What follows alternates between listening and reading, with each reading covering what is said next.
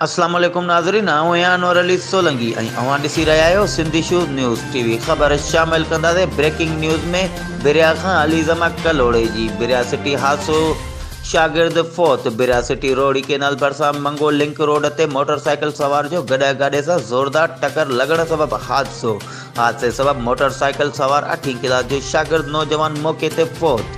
इतला ते पुलिस लाश खणाए अस्पताल मुंतकिल करे छॾियो। फौती नौजवान जी सुञाणप ॻोठ इलियास सोलंकी वासी 15 साल जी शकील वलद अलहदाद सोलंकी तौर थी।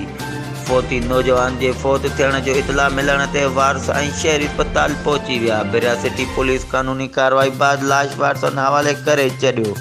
वारसनि नौजवान जो लाश ॻोठ खणाए पहुता त घरनि में कोहराम मची वियो। उन सिलसिले में फौती नौजवान जे मामे परवेज़ सोलंकी ॿुधायो त बाणे जे बिरिया सिटी का घर जो सामान वठी वापस ॻोठ तरफ़ अची रहियो हो त रस्ते में मंगो लिंक रोड ते हादसो पेश आयो ऐं मौके ते फौत थी वियो। वधीक ख़बरुनि ऐं अपडेट्स लाइ ॾिसंदा रहो सिंधी शूज़ न्यूज़ टीवी।